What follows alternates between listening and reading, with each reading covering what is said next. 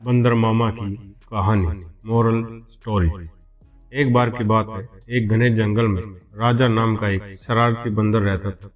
वह अपने मजाकिया शरारतों के लिए जाना जाता था और जंगल के सभी जानवरों से प्यार करता था।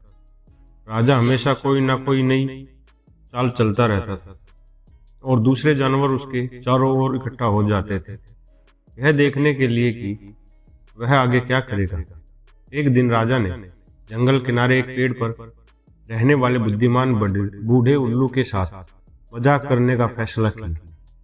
उल्लू अपने बुद्धिमान के लिए जाना जाता था और जंगल के सभी जानवर उसका सम्मान करते थे।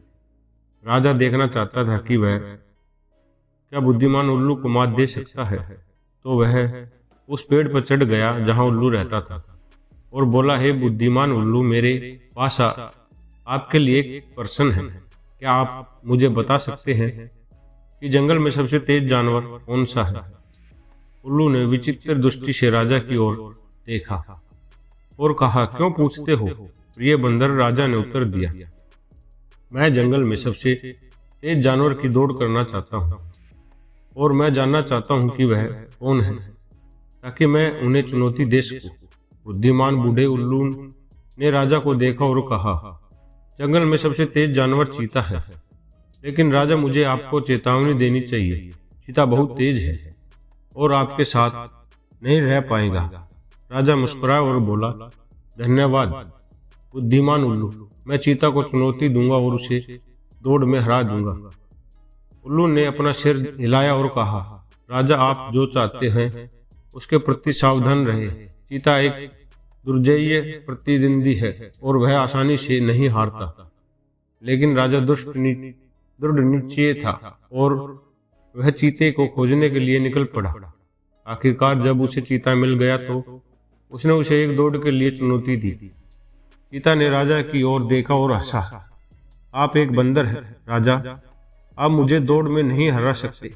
मैं जंगल का सबसे तेज जानवर हूँ।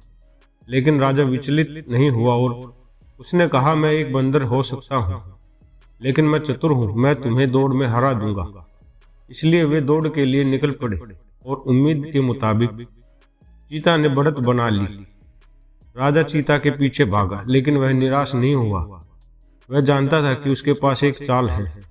जैसे ही वे दौड़े, राजा अचानक रुक गया और नीचे गिरने का नाटक करने लगा, जैसे उसने खुद को चोटिल कर लिया हो। राजा को गिरता देख चीता उसे देखने के लिए रुक गया, लेकिन जैसे ही चीता रुका, राजा उछल कर पड़ा और दौड़ जीतते हुए उसके आगे दौड़ा। जंगल के अन्य जानवरों ने खुशी मनाई और राजा को भी उसकी जीत पर बधाई दी। चीता चौंक गया और उसे विश्वास नहीं हो रहा था कि एक बंदर ने उसे चकमा दे दिया। उस दिन से राजा को चतुर बंदर के रूप में जाना जाने लगा, जो जंगल में सबसे तेज जानवर को भी मात दे सकता था। बुद्धिमान बूढ़े उल्लू ने राजा की ओर नए सम्मान की दृष्टि से देखा और कहा, आप एक बंदर हो सकते हैं, लेकिन आप वास्तव में चतुर हैं। और इसलिए राजा जंगल में अन्य जानवरों के साथ अपनी मजाकिया शरारतें करता रहता, लेकिन उसने हमेशा सभी के प्रति दयालु और सम्मानपूर्ण व्यवहार सुनिश्चित किया। वह जानता था कि भले ही वह चतुर था, वह जंगल के बड़े पारिस्थितिकी तंत्र का सिर्फ एक छोटा सा हिस्सा था।